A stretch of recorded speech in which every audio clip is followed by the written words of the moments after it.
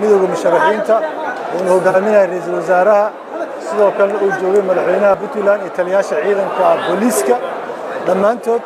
waxaa lagu heshiiyay doorashada in xildhibaanada xanibaadda laga qaado irdaha loo furo waxaan rajaynaynaa doorashada inay furanto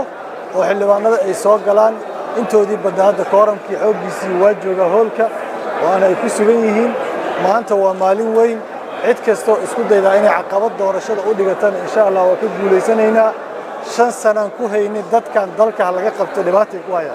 maanta markii ugu dambeysana waxay taagan yihiin inay teendadii afisyoone isbaaradii keenaan taasna waa la qaadayaa waana soo qaadnay xildhibaanada waxa ugu baaqayaa meel kasta ay joogaan waan ogahay culaysaa soo maraysaan dhibaa soo maraysaan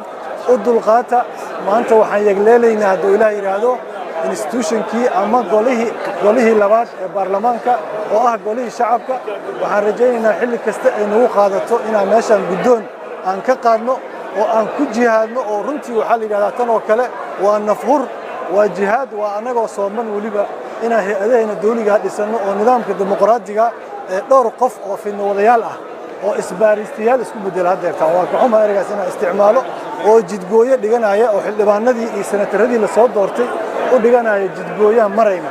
saas daraaddeed waa ka guulaysanaynaa dimuqraadiyaddaa guulaysanayso 5 sano midaan u soo halgamaynaa hadduu ilaah yidhahdo guulaysanaysa waddankana wuxuu aadi doonaa sidii lagu yaqaanay iyo nidaamkii dimuqraadiga ahaa waa maasantii xildhibaannimaday ku soo yaaca hoolka kooramkii waa joogaa soo dhammaystira hadduu ilaah yidhahdo waa maasantii doorashada ninka diidan waa ninkii diidanaa